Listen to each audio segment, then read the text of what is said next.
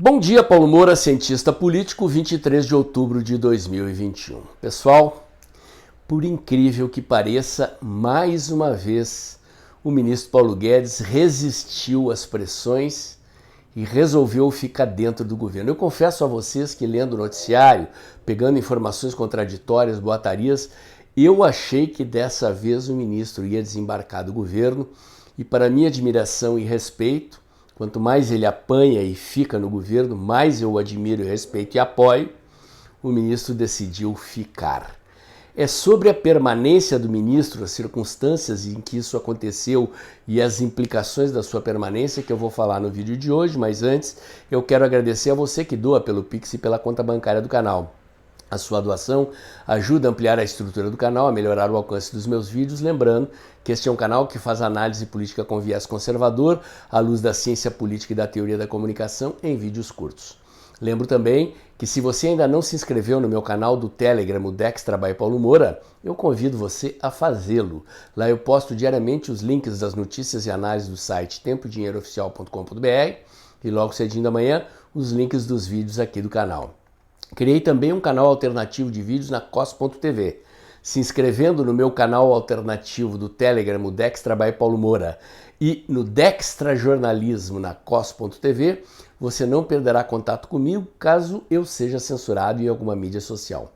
Finalmente, lembro que de segunda a sexta-feira, entre 1h30 e 2 da tarde, eu faço um comentário político online no canal Tempo e Dinheiro do jornalista João Batista Olive. Vamos lá, gente.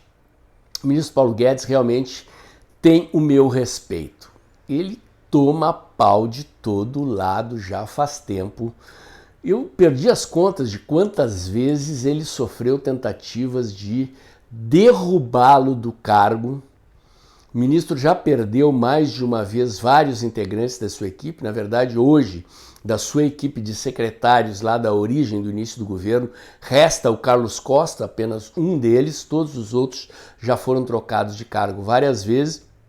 O ministro sofre especulações e é objeto de cargas e pressões para removê-lo do cargo com insistência desde o início do governo, e ele permanece no cargo. É bom lembrar, o ministro tem 70 anos, é um homem rico, forjou o dinheiro que tem, a grana que acumulou na iniciativa privada, portanto, por mérito pessoal, tem o que tem, conquistando isto merecidamente, não precisaria passar pelo que passa no governo brasileiro, poderia hoje estar morando fora do Brasil, em qualquer país do mundo, numa ilha paradisíaca, vivendo de renda dos recursos que ele acumulou trabalhando a vida inteira, no início como professor universitário, depois como operador do mercado financeiro, e realmente quanto mais o ministro apanha e resiste no cargo, mais ele ganha a minha admiração. Os liberais, que são, digamos, os parceiros de ideias do ministro Paulo Guedes, são aqueles mais duros críticos ao ministro. Eu sei disso porque há 30 anos atrás, quando eu rompi com a esquerda, o meu primeiro contato com ideias mais à direita foi com o ideário liberal lá no Rio Grande do Sul. Fui convidado a participar de colóquios, tive acesso à literatura liberal, aprendi muito com os liberais, mas com o avançar do tempo, me aproximei do conservadorismo. Mas sou aquilo que vocês já devem estar acostumados a saber, uma combinação da fórmula entre liberalismo na economia e conservadorismo nos costumes e, principalmente, naquilo que diz respeito a estratégias de ação política, estratégias de combate à esquerda. Acho, sinceramente, que os meus amigos liberais deixam a guarda aberta para a esquerda no flanco dos costumes, da questão da liberação das drogas, da questão, enfim, da família, da ideologia de gênero. Acho que nesse aspecto o liberalismo não é uma boa.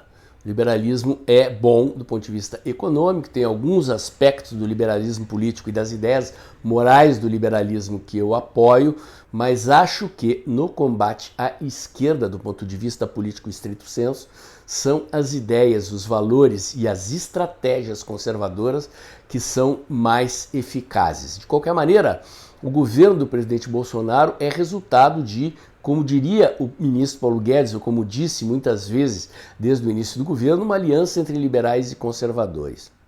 Por que o ministro não precisando estar lá, podendo estar aposentado, vivendo de renda dos recursos que acumulou, permanece no governo, porque é um patriota. É por decisão à causa, pelo sentido de missão estratégica de botar as suas ideias, os seus princípios, a sua competência a serviço do Brasil. E por mais que ele não seja reconhecido, o ministro Paulo Guedes, do meu ponto de vista, fez mais pelo Brasil e pelas ideias liberais do que muitos desses meus amigos que eu chamo de liberais de biblioteca. Gente que passou a vida inteira lendo teoria e nunca meteu a mão na massa da política. E a política é uma atividade que, por natureza, envolve conflito, contradição, composição, negociação e tentativa de aplicar princípios e ideias na mediação com princípios e ideias contrárias. Portanto, é muito difícil que se consiga na política aplicar ideias em estado puro. São situações muito excepcionais que permitem que isso aconteça. Na América Latina, por exemplo, o Chile fez isso sob a ditadura de Pinochet. Não é curioso? O lugar da América Latina onde as ideias liberais foram aplicadas de maneira mais pura e são responsáveis pelo fato de que o Chile tem indicadores socioeconômicos de primeiro mundo que estão sendo destruídos pela esquerda hoje, os liberais conseguiram fazer isso sob uma ditadura, a ditadura de Pinochet, num ambiente de privação de liberdade política em que os economistas de Chicago aplicaram as suas ideias sem oposição. Paulo Guedes está fazendo isso no Brasil, na democracia, e enfrentando inimigos por todos os lados e adversários dentro do governo. O governo do presidente Bolsonaro é um governo que não tem a sustentação política de um partido conservador nos costumes e liberal nas ideias. O governo do presidente Bolsonaro, por estas circunstâncias, é apoiado por uma bancada de cerca de 25, 30 deputados, daqueles 52 que se elegeram pelo PSL, todos eles novatos na política, inexperientes, pouquíssima competência política, são raros os que se salvam ali, e que, consequentemente, precisou se aliar com o Centrão. E o Centrão traz no seu germe contradições com o liberalismo. O Centrão é, por natureza, um agrupamento político de interesses patrimonialistas, cujo objetivo é estar no governo para abocanhar fatias do orçamento. Mesmo assim, este governo fez, atenção liberais de biblioteca, a mais profunda reforma da Previdência que já aconteceu e que vários governos anteriores tentaram fazer e não conseguiram. A previsão era de uma economia de 800 bilhões de reais em 10 anos. Quase 800 bilhões de reais foram gastos em um ano. A previsão de economia de 10 anos foram gastos em um ano para combater as consequências da pandemia, socorrer empresas e brasileiros vítimas da turma do fecha tudo e a economia a gente vê depois. Fica em casa, a economia a gente vê depois, é o que diziam esses caras. Portanto, o esforço que o governo fez para aprovar uma reforma da Previdência, a mais profunda que já se aprovou no Brasil, por exemplo, foi zerado. Não por culpa do Paulo Guedes, mas por circunstâncias que ele não controla.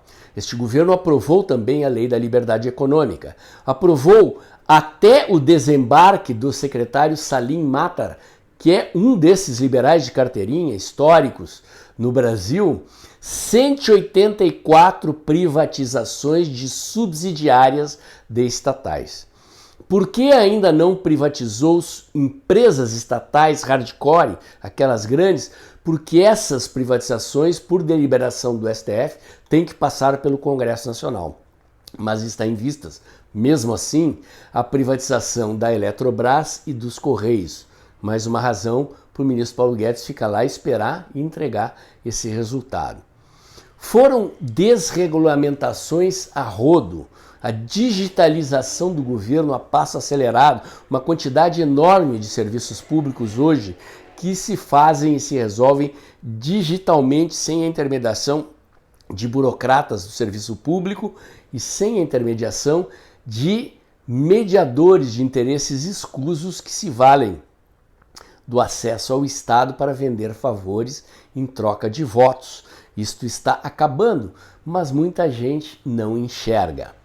Várias realizações foram feitas e eu repito e quero crer que o ministro Paulo Guedes resiste no cargo, entre outras coisas, não é apenas porque logo ali adiante há a privatização da Eletrobras e dos Correios, mas porque o ministro Paulo Guedes deve estar fazendo muito mais coisas longe das vistas da imprensa, longe das vistas dos políticos e, consequentemente, da opinião pública, cujos resultados nós só vamos perceber mais adiante.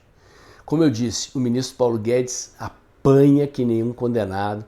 Já passou, olha, eu acho que, sinceramente, a maior quantidade de tentativas de derrubar um ministro que eu já vi nos meus 44 anos de política é aquela quantidade de tentativas que foi dirigida para derrubar o ministro Paulo Guedes, e o ministro mais uma vez resiste, mais uma vez está recompondo a sua equipe, segue fiel aos seus princípios, às suas ideias e segue no governo no qual ele entrou para cumprir uma missão e, a meu ver, está tentando cumprir. O que muita gente desconhece é que a eficiência e a eficácia do trabalho de um ministro não depende apenas da pessoa dele, depende do ambiente no qual ele se encontra, das circunstâncias políticas e econômicas nas quais ele se encontra, de um cenário econômico que é impactado por variáveis que ele não controla, como é nitidamente o que aconteceu no mundo com a pandemia e a política do fica em casa e a economia a gente vê depois. O estrago é enorme. O presidente Bolsonaro alertou que isso vai acontecer, mas é no colo do ministro Paulo Guedes que caem as soluções. E muita gente não presta atenção nisso, mas organismos internacionais de gestão econômica e financeira não se cansam de repetir que o desempenho do Brasil na economia, sob as circunstâncias e impacto da pandemia do coronavírus e da bagunça econômica que foi feita, fruto do fechamento da economia, defendido aqui no Brasil pela esquerda, pelos prefeitos, pelos governadores com o aval do STF, condicionou circunstancialmente as possibilidades do ministro Paulo Guedes responder e, mesmo assim, o ministro Paulo Guedes é reconhecido internacionalmente como o ministro da Economia que deu as melhores respostas. Nenhum país do mundo está crescendo como o Brasil está crescendo este ano, 5% do PIB. E apesar do terrorismo da mídia, apesar do pessimismo de plantão, o ministro Paulo Guedes não se cansa de repetir que o Brasil vai surpreender o mundo de novo em 2022. E eu, tendo em conta o que eu já assisti a mídia fazer com o ministro no passado e prestando atenção nos resultados que o ministro está entregando, apesar dos seus críticos, especialmente dos seus coleguinhas liberais, ministro Paulo Guedes, eu sou forçado a repetir aqui.